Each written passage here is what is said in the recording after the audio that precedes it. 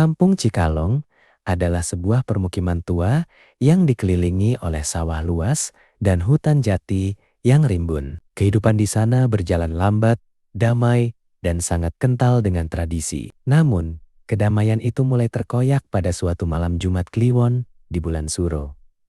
Tokoh utama kita adalah Jaka, seorang pemuda desa berusia 20-an yang dikenal paling berani di antara teman-temannya. Sebuah keberanian yang segera akan diuji. Semua bermula dari kematian kakek Wiryo, sesepuh kampung yang dikenal sebagai orang paling pelit dan penuh perhitungan. Kakek Wiryo meninggal secara mendadak, konon karena serangan jantung saat sedang menghitung uang hasil panen. Anehnya, saat jenazah kakek Wiryo dimandikan, beberapa warga bersumpah melihat mata sang kakek terbuka dan menatap mereka dengan sorot kosong. Setelah pemakaman, warga kampung kembali ke rutinitas, mencoba melupakan kisah-kisah seram yang biasa mengiringi kematian mendadak. Namun, 3 hari setelah kakek Wiryo dikebumikan di pemakaman keramat di ujung kampung, teror itu dimulai. Kembalinya si pelit. Pada malam keempat setelah pemakaman, hujan turun sangat deras. Pak RT Sobirin, seorang pria paruh baya yang paling sering berurusan dengan kakek Wiryo, sedang menutup pintu rumahnya ketika ia mendengar suara aneh dari kebun belakang. Gedebak, gedebuk, cekikikan pelan yang parau. Awalnya, Pak RT mengira itu hanya kucing atau anjing. Namun, bau yang menusuk hidungnya bau tanah basah, bercampur aroma bunga kenanga yang sangat menyengat membuat bulu kuduknya meremang. Ia mengintip dari lubang ventilasi. Di bawah sorot lampu jalan yang rimang-rimang, ia melihatnya. Seonggok benda putih melompat-lompat kaku. Tubuhnya terikat erat oleh kain kafan kusam, bagian kepala miring karena ikatan pocong di atas kepalanya longgar, memperlihatkan wajah yang membengkak dan menghitam. Itu adalah pocong kakek Wiryo. Pocong itu melompat ke arah gudang Pak RT, tempat ia menyimpan bibit padi. Pak RT Sobirin tidak sempat berteriak. Ia langsung pingsan di tempat. Keesokan paginya, seluruh bibit padi di gudang Pak RT Sobirin berserakan. Dan anehnya, semua uang tunai yang tersimpan di bawah tumpukan padi telah hilang. Warga hanya bisa berbisik, pasti kakek Wiryo, semasa hidup ia sangat cinta harta. Mungkin ia kembali untuk mengambilnya. Ujian keberanian Jaka. Setelah insiden di rumah Pak RT, suasana kampung langsung mencekam. Setiap malam Jumat, warga menutup pintu rapat-rapat. Bahkan mengoleskan bawang putih di kusen jendela sebagai penolak bala. Listrik sering padam. Dan di saat itulah, suara lompatan kaku dan cekikikan serak sering terdengar. Jaka, si pemuda pemberani, merasa tertantang. Ia tidak percaya pada tahayul dan menganggap ini hanyalah ulah orang iseng yang memanfaatkan ketakutan warga. Kita tidak boleh kalah oleh hantu, kata Jaka kepada sahabatnya, Bimo, yang wajahnya sudah pucat. Kita harus cari tahu kenapa pocong itu kembali dan kenapa hanya uang yang hilang. Pada malam Jumat berikutnya, Jaka menyiapkan rencana. Ia membawa golok pusaka milik kakeknya dan sebuah lampu Petromax. Bimo, meski takut, akhirnya setuju menemani. Mereka bersembunyi di balik pohon beringin tua, di dekat perbatasan kampung, tempat pocong kakek Wiryo sering terlihat. Pukul 2 dini hari, keheningan terasa sangat berat. Tiba-tiba, suara yang mereka tunggu-tunggu memecah malam. Srik, srek, gedebak, pocong. Kakek Wiryo muncul, melompat dengan irama yang mengerikan. Kali ini, pocong itu menuju rumah Bu Ratih, pedagang emas yang terkenal kaya.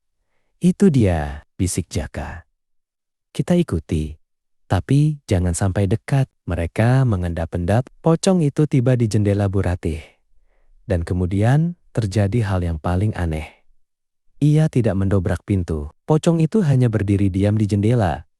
Dan tiba-tiba, tangan kanannya yang terbalut kain kafan lusuh terangkat. Jaka dan Bimo melihat dengan jelas. 5 ikatan tali pocong di tangan kanan pocong itu sudah terlepas.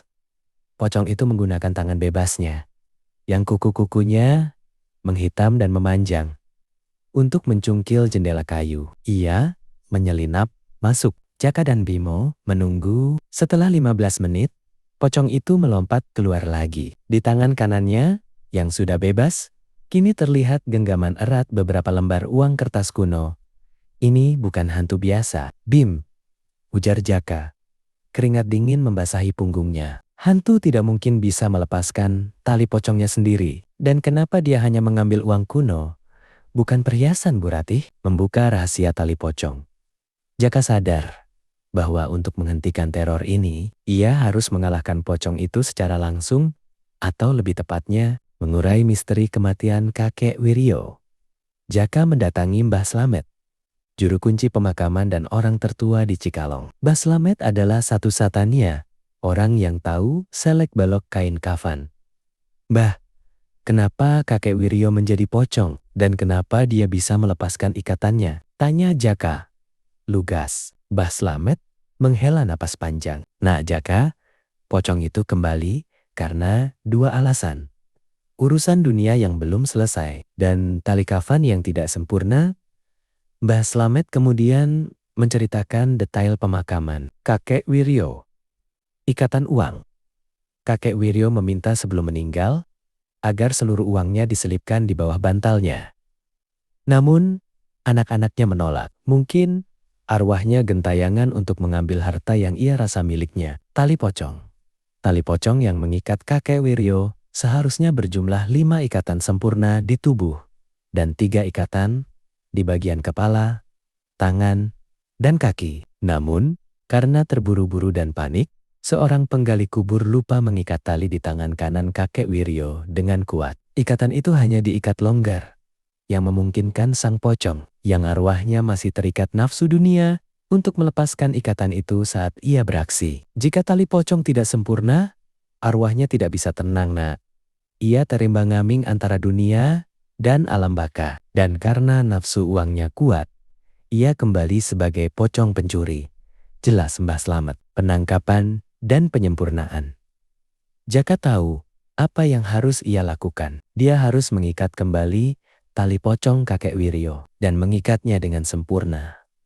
Malam Jumat Kliwon yang ketiga, Jaka, Bimo, dan Mbah Slamet pergi ke pemakaman keramat. Mbah Slamet membawa 3 bilah bambu kuning, garam kasar, dan seutas tali kafan baru yang sudah didoakan.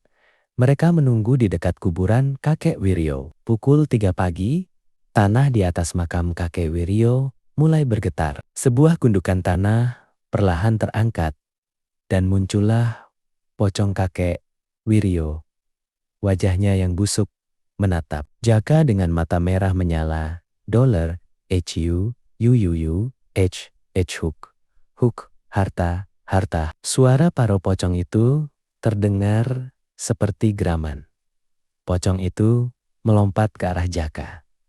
Jaka tidak gentar. Ia menyabetkan goloknya ke udara. Bukan untuk menyerang, tapi untuk memecah fokus pocong. Sementara pocong itu teralihkan, Mbah Slamet dengan cepat melemparkan garam kasar ke arah tubuh pocong. Ketika garam itu mengenai kain kafan, pocong itu menjerit kesakitan dan terdiam di tempat. "Cepat, ikat tangannya!" perintah Mbah Slamet. Jaka melihat celah itu. Ia berlari mendekat. Pocong itu mencoba melawan, tapi tubuhnya kaku dan terikat oleh garam. Jaka dengan cekatan mengambil tali kafan baru dan mengikat erat pergelangan tangan kanan pocong kakek Wiryo. Dia membuat simpul mati yang sempurna. Setelah ikatan itu selesai, seketika tubuh pocong kakek Wiryo lunglai. Matanya yang merah padam dan seluruh tubuhnya jatuh kembali ke tanah. Bau busuk dan kenanga menghilang seketika, digantikan oleh aroma tanah yang damai. Mbah Slamet segera menancapkan 3 bilah bambu kuning di atas kuburan kakek Wiryo sebagai penanda dan pengunci arwah. Sempurna, ujar Mbah Slamet lega. Kini tali-tali itu telah mengikatnya, dan arwahnya akan kembali ke tempatnya. Nafsu dunianya tidak akan bisa membawanya kembali lagi. Kedamaian yang kembali. Keesokan harinya, seluruh kampung Cikalong merasa lega. Tidak ada lagi laporan tentang uang yang hilang atau suara lompatan di malam hari. Harta-harta yang dicuri oleh pocong kakek Wiryo, anehnya, ditemukan kembali di dalam loce laci, rumah korban. Tersusun rapi, Jaka tidak lagi disebut hanya sebagai pemberani, tapi sebagai pahlawan yang mengembalikan kedamaian kampung. Ia telah belajar bahwa hantu itu tidak hanya tentang takut, tapi tentang urusan yang belum selesai antara dunia manusia dan alam gaib. Kampung Cikalong kembali sunyi, ditemani hanya oleh suara jangkrik dan gemericik air sawah. Namun, setiap malam Jumat Kliwon, warga akan selalu mengingat kisah pocong kakek Wiryo, si hantu pelit yang kembali hanya karena urusan tali pocong dan cinta harta yang tidak sempat terputus.